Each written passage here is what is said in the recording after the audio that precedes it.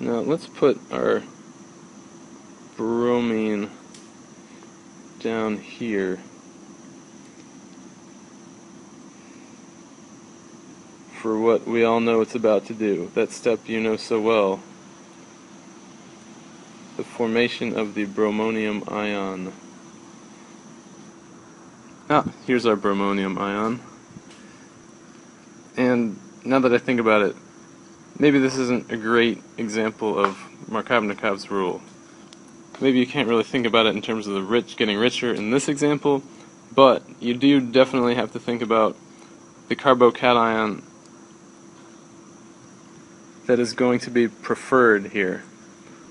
In the last video, we looked at the 3 resonance structures that contribute to the bromonium ion. 2 of them involve carbocations.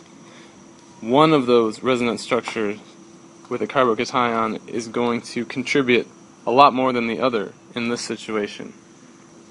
One resonance structure is going to have a secondary carbocation, the other resonance structure is going to have a tertiary. So the one with the tertiary is going to contribute a lot more, and here's what that looks like. So our actual bromonium ion looks a lot like this. It isn't exactly this, but this is a significantly contributing resonance structure. Okay, so what happens next? I know what you're thinking. You're thinking, I saw a bromination of an alkene in the last video, and what happened was the bromide ion that was left over went and attached itself to the other carbon. And that may well have been what happened in the other video, because maybe something I didn't tell you in the other video is that that reaction was happening in an inert solvent such as dichloromethane, which is this stuff. So this is an inert solvent. It's not gonna react. And if dichloromethane is the solvent, then there's no water present. And that's what happened in the last video with the bromination. But now, in this case, in this reaction, there is water present.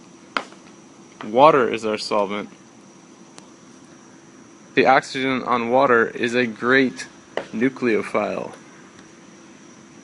And if water is the solvent, there's going to be a whole ton of water molecules floating around. So even if there is a couple little bromides present, they don't really have much of a chance to get at the carbocation, because there's just so many more waters. And as soon as a water gets near the carbocation, it's going to react pretty fast because of the cation's instability. So as soon as the oxygen on a water finds the carbocation, it's all over for the bromine, because the electron pair on the oxygen goes and makes a bond with that carbon, and the bromide's chance is it's over, it's shot. The result of this, the result is this weird looking thing. But the hydrogen eventually comes off, and the electrons in that bond stay on the oxygen.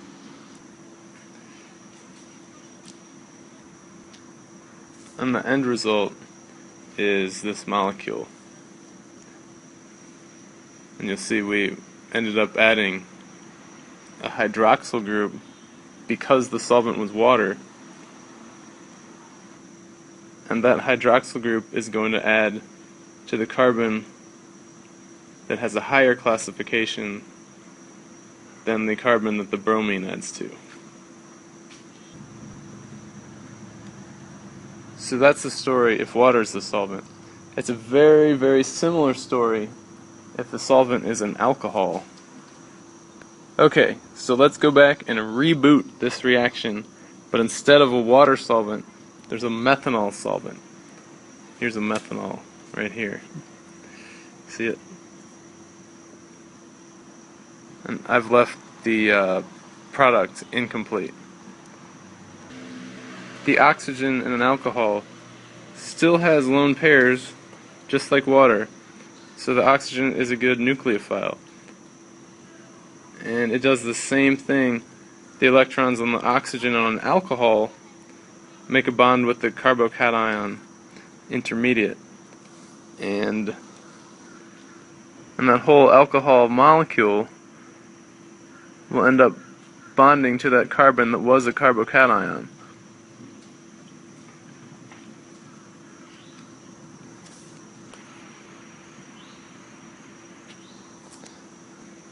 And what you get as a final product here is an ether group. But the important thing to note is that the bromine still goes on the carbon with the lower number of substituents, and the alcohol molecule adds the carbon with the greater number of substituents. And that's all because the intermediate is going to have more of a positive charge on the more substituted carbon.